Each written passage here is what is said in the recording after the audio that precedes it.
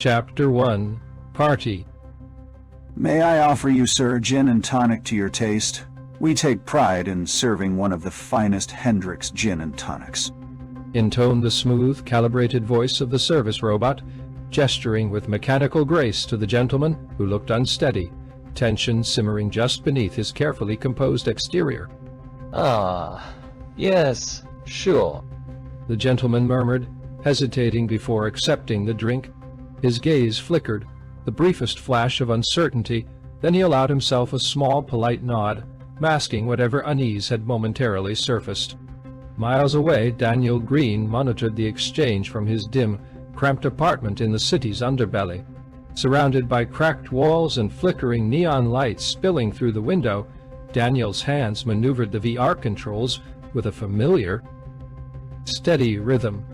He was connected through a VR headset to the humanoid service bot stationed at the lavish gathering. Nights like this, operating a robot in some upscale event for the ultra-rich, were the closest he ever came to brushing shoulders with luxury. He'd become skilled at handling such gigs, earning extra tips, reading people as easily as a script. The gentleman with the gin and tonic was no mystery to him. Daniel had sensed something was off from the moment the man had arrived, a subtle charge in the air around him, something even the most sophisticated AI might have missed. Through countless hours spent observing humanity's quiet signals and subtext, Daniel had learned to spot these barely there signs of unrest. He knew that tonight, this guest, the 40-something assistant to the young, newly minted scientist being honored here, was fighting back more than nerves. Daniel didn't know the full story behind the simmering resentment, but he understood enough to diffuse it. He'd watched the scientist smugly recounting his latest triumph to an enraptured circle of guests, his smile just a bit too broad, his anecdotes a touch too polished. The assistant's forced half-smile and darting eyes betrayed an inner struggle, and Daniel knew the remedy. He'd get him drunk enough to loosen his tension and, ideally, let it dissipate harmlessly by the night's end. Daniel's knack for reading and diffusing situations like these had always set him apart. He'd been able to sidestep conflicts, both virtual and real, before they even surfaced. It was his own unassuming brand of talent, an intuition for navigating rooms, a sixth sense for knowing who might be generous and who was nursing a hidden grudge. But tonight, Daniel's talent for subtle interventions was about to pull him deeper into a world he had never imagined. Daniel Green was a young man in his mid-20s, having endured a life marred by hardship since he was orphaned in a car accident as a child. Memories of his parents were faded, barely clinging to his consciousness, leaving him with only fragments of what life might have been. Life, though, was not easy, not for him, nor for nearly anyone he knew. In the last 4 decades, society had devolved into an era of techno-feudalism, ominously branded as the New Order. Democracy had been dismantled, and corporations seized control, reinstating archaic hierarchies with titles like kings, lords, and barons. Daniel's parents had once belonged to the skilled workforce, but in the New Order that meant little. Only a long-standing friend, Patrick Moore, kept Daniel from slipping to the lowest societal rung, the freeloaders, a euphemism for slaves. Slavery had returned in full force, justified by an incessant stream of propaganda from the media, now entirely owned by the corporations. It wasn't long before dissent was silenced by armies loyal to corporate lords, while the people, worn down by daily survival, resigned to their fate. Surveillance permeated every inch of the New Order's realm, with cameras everywhere. Yet it was the more insidious eyes, those of the loyals, individuals from the old world who had eagerly embraced this one, that were feared the most. The loyals, loyal only to their corporate masters, were a constant threat, poised to report any behavior that deviated from their lord's rules. This sense of higher purpose fueled them, anchoring them in a society where they found meaning through the omnipresent, suffocating control. Indeed, they had been the primary recruits enlisted by the insidious corporate architects to orchestrate the downfall of democracy and usher in the New Order. The powerful corporations had adeptly exploited their feelings of impotence, ignorance, and rage to shepherd society into a new system governed solely by fear. The new order's rigid caste system left no trace of the freedom and upward mobility people had enjoyed only decades before.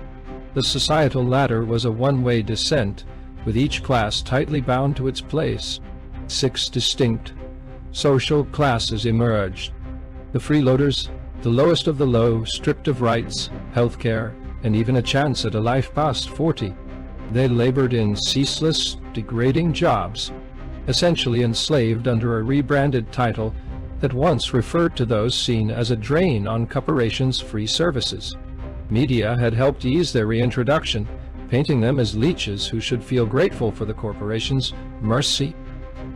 The minions, skilled laborers in trades like waiting tables, plumbing, and construction, most worked remotely, operating drones via VR headsets with no real connection to the world beyond their VR headset. This layer made up the bulk of the workforce, locked into a life of repetitive tasks and unending servitude.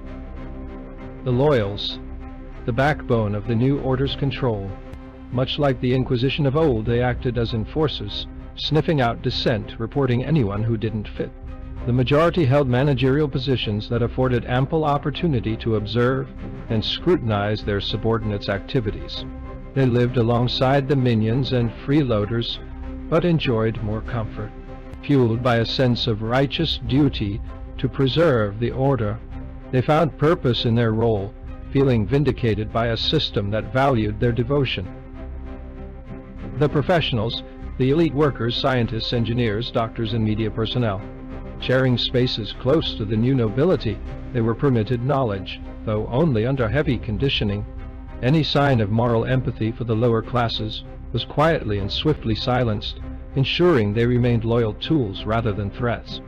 The new nobility, the true rulers, corporate overlords, and public icons who knew no bounds to their wealth or pleasure.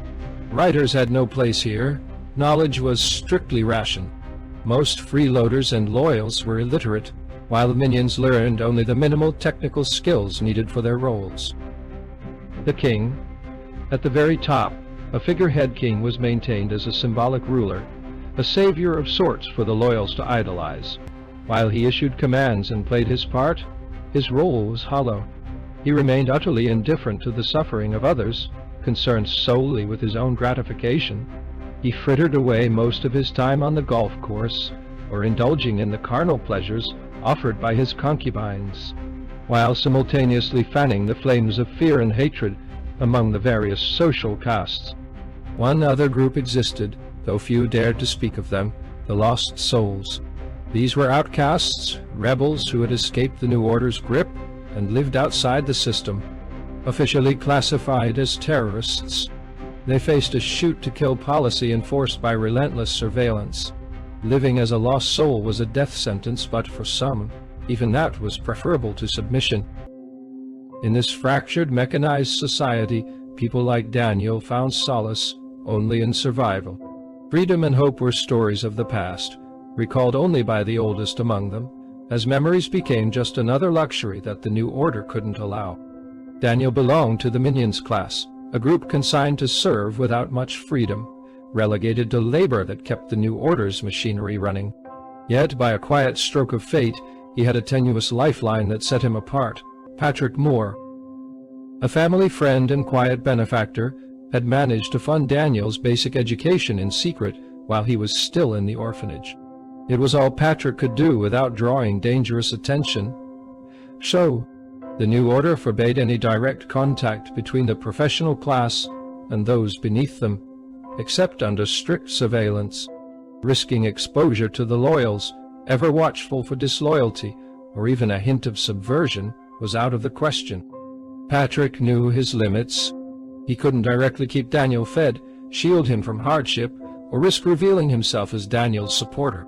To do so openly would put them both in jeopardy. Yet, periodically, Patrick found ways to stay connected to the boy, exploiting the media's appetite for feel-good stories to justify his visits. Each time he visited, cameras were everywhere, capturing the carefully staged reunion between a high-ranking professional and the orphaned son of an old friend. For the media it was a sentimental spectacle, like visiting a zoo to drop crumbs for a hungry creature, an acceptable show of charity from the privileged to the pitiful. Yet Patrick endured this charade, knowing it was the only way to see Daniel. He tolerated the empty scripted gestures and the hollow words, knowing that, in rare moments, he might speak to Daniel alone.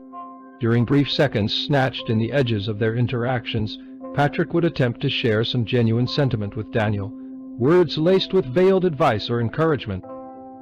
For his part, Daniel welcomed Patrick's visits. He wasn't his father, but Patrick had become a figure of respect, a connection to a life Daniel could hardly remember but instinctively valued. It didn't take long for Daniel to realize he had a hidden benefactor, and after piecing together the clues, he knew it was Patrick.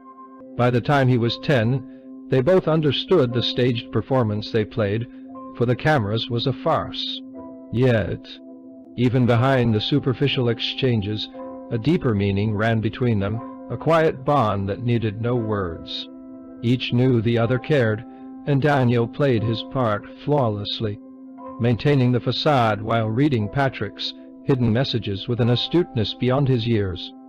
It was this secret display of intelligence, an ability to read between the lines, to understand the game beneath the surface, that marked Daniel as different. And though neither of them knew it at the time, this quiet spark of insight was the beginning of a journey that would change his life forever. As the party wound down, Daniel's attention drifted to a young woman standing quietly at the edge of the terrace, her gaze fixed on the early night sky. She had kept to herself throughout the evening, hardly interacting with the other guests. It was the first time Daniel had noticed her, yet something about her presence held a unique allure. Though he'd observed her only briefly, he sensed that she was likely a high-level scientist, a woman of intellect and purpose. No outward sign revealed her rank, as the new order encouraged uniformity among its professionals, but there was an aura about her, a subtle sharpness that hinted at her status. Yet there was more to it, an indefinable something that set her apart, like a hidden agenda woven into her shy demeanor. Daniel, skilled at reading people's intentions, sensed an undercurrent in her every move, an impression that she was quietly performing, as though playing a role in a secret, unseen play. For whom and to what end? He couldn't say, but the intrigue was undeniable. His instincts warned him to keep his distance, yet he found himself drawn closer, curious about the mystery that enveloped her. His shift had officially ended minutes ago, and he was free to log out, to pull himself from the tether of his remote-controlled life. But something in him resisted, anchored to the intrigue she radiated. Nearly alone now, he moved the robot closer to her, controlling its mechanical body with the same finesse he'd honed through years of remote work. With a smooth, melodic tone embedded in the robot's voice, he spoke. "Might I offer the ladies something special to complement the beautiful view?" She turned slowly, and a smile spread across her face, a broad, knowing expression that sent a jolt through him. Then, in a voice eerily familiar, one that struck him with chilling clarity, she replied in a metallic, too familiar tone. "Hello, Daniel. I'm glad we finally meet. We need to talk."